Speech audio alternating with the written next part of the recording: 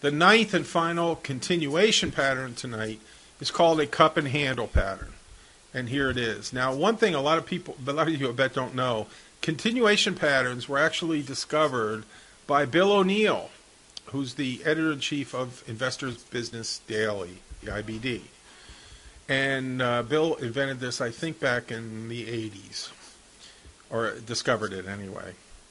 And it's called a cup and handle because it looks, you can see the black here, it looks like a teacup with a handle on it. And typically it takes somewhere between 3 and 9 months to form this entire pattern. And the handle, when you form the second dip here for the handle of the teacup, the handle must not dip more than about halfway to the bottom of the cup itself. So you start out, you're in an uptrend here, you hit this red line, if you will. It's a neckline is what we call it. You hit this neckline area, you start in here and form this rounded bottom of the first dip. That's the cup, the larger dip. And then you come back up to the neckline area and you do a smaller dip that is not more than halfway to the bottom of the first dip, and that's being the cup. So here's the cup, and here is the handle of the teacup. And then when you get over here and finish this little handle, you break out over the neckline, the horizontal line at the top of the cup. You break out over, come back and retest, and this is where you want to buy right here, because this is the retest of the neckline area on the cup and handle continuation, and you can buy it here, and you should go up a distance equal to the depth of the cup after you do this neckline retest. Now, can you buy it earlier than that? Yes, you can, but you're taking chances, okay? You don't know that you have a successful pattern until you actually form the cup, form the handle, do the retest. Then you know what you've got, and you know you've got a confirmed pattern, and then you know the odds are very much in your favor that you're going to go a distance equal to the depth of the cup. So if this is $20 here from the bottom of the cup to the center top of the cup right here at the neckline, then after you do the retest, you can project a $20 move up, and that would be a continuation pattern called a cup and handle.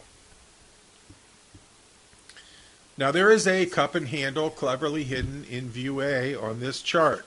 This is, those of you who are gold bugs will remember our old buddy Hecla. HL is the symbol. Okay, so see if you can find the cup and handle pattern on this Where's Waldo view of cups and handles.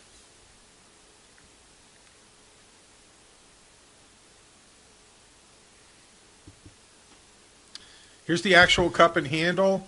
I've just drawn in the cup here, and we had about a, I don't know, $1.50 or a buck version of a cup here, and then a handle that went down about half that distance. You broke out over the neckline. In fact, you gapped over it, did the retest here, and you ran up about $1 on this side. So this is a cup and handle example in the actual world, and this was on Hecla.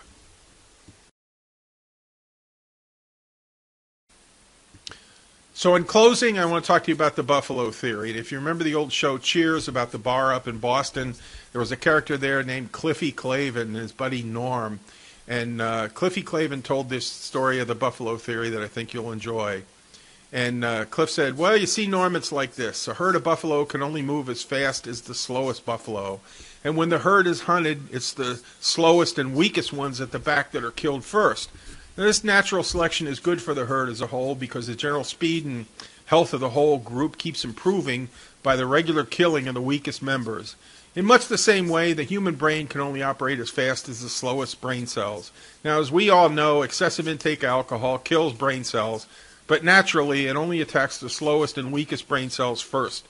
In this way, regular consumption of beer eliminates the weaker brain cells, making the brain a faster and more efficient machine. And that, Norm, is why you always feel smarter after a few beers. In the spirit of Cliff's Buffalo theory, I hope my presentation today on patterns did not kill too many of your brain cells, and to the degree that it did, that they were only the slowest and weakest of your herd, leaving your brain a faster and more efficient machine at least. I thank you. that concludes our presentation tonight on chart patterns. I hope you enjoyed it. This has been great fun presenting this to you. It's been my honor to be your host, and come back to Tiger University for more fabulous learning in the future. Take care, folks.